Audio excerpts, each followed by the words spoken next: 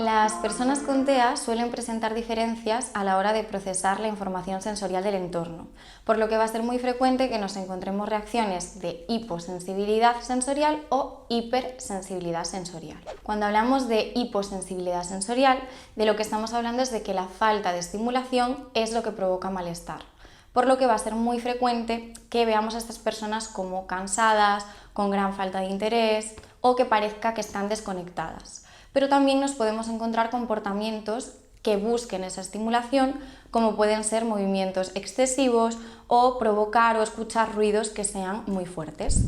Cuando hablamos de hipersensibilidad sensorial, hablamos de todo lo contrario, es decir, aquí va a ser la sobreestimulación la que va a provocar el malestar. Es decir, es una forma de procesar los estímulos de forma muy intensa y por tanto las reacciones, las respuestas que vamos a tener a esos estímulos también van a ser más intensas. Por lo que aquí va a ser muy frecuente que encontremos que las personas con TEA en estos momentos puedan utilizar comportamientos o conductas de evitación o de escape, y también en estas situaciones vamos a encontrar comportamientos que por otras personas pueden ser vistos como extraños o como inusuales, como puede ser el caso de las estereotipias como mecanismo regulador. Dentro de la hipersensibilidad sensorial nos podemos encontrar 6 tipos principales.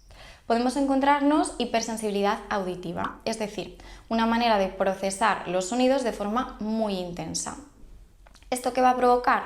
Pues que muchas veces cuando pensemos en hipersensibilidad auditiva vamos a asociarlo a situaciones como que generan ruidos muy fuertes, como pueden ser los conciertos, la pirotecnia, los fuegos artificiales, situaciones en las que hay muchos gritos, pero muchas veces esta hipersensibilidad también va a aparecer en situaciones donde los ruidos no sean muy fuertes, pero sean sonidos que podemos escuchar en el día a día de forma más repetitiva, como puede ser el sonido que hacemos a la hora de comer o, por ejemplo, el tic-tac de un reloj.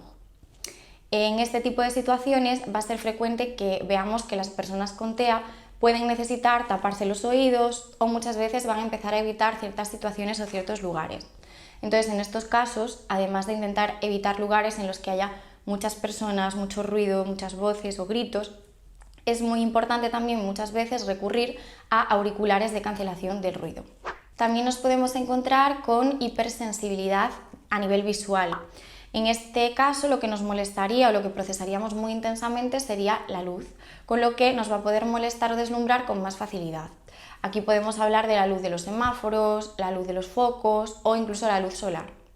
En estos casos también vamos a ver que las personas muchas veces necesitan taparse los ojos o que van a aparecer migrañas o cefaleas fuertes con frecuencia.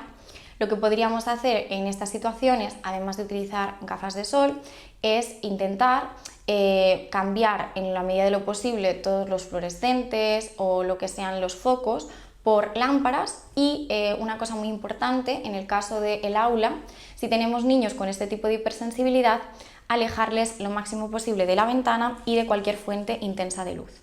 También vamos a hablar de la hipersensibilidad olfativa.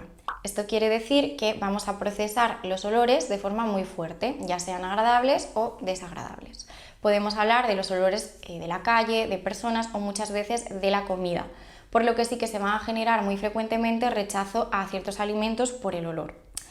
Esto sí que va a ocasionar episodios de selectividad alimentaria, por lo que muchas veces va a ir de la mano de la hipersensibilidad gustativa.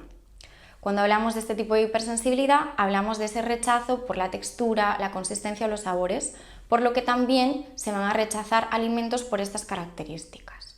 Y este tipo de situaciones muchas veces van de la mano de problemas conductuales y de discusiones en el momento de la comida. Por lo que es súper importante que en estos momentos anticipemos siempre y creemos una rutina de comidas. Esto nos va a ayudar un montón. Además de la posibilidad de utilizar cubiertos adaptados o de intentar adaptar las comidas a la textura, a la temperatura, etc. Por otro lado, nos encontramos también la hipersensibilidad a nivel táctil. Aquí lo que nos va a molestar van a ser los tejidos de ciertas prendas, nos puede molestar muchas veces el contacto físico, ciertas texturas, incluso muchas veces la temperatura del propio ambiente o del agua.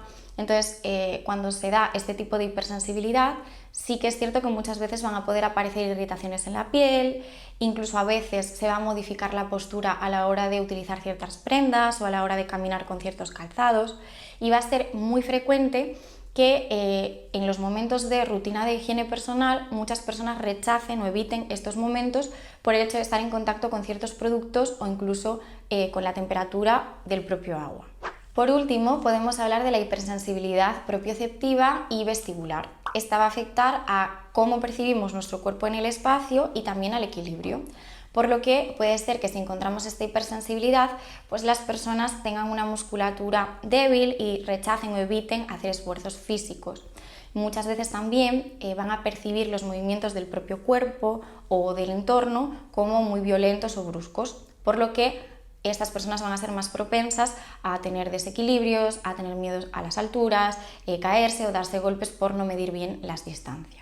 Por tanto, la exposición a estos estímulos va a poder provocar dolores físicos, migrañas, insomnio, irritabilidad, fatiga y muchas veces unos niveles de ansiedad muy elevados, por lo que su detección precoz es súper importante.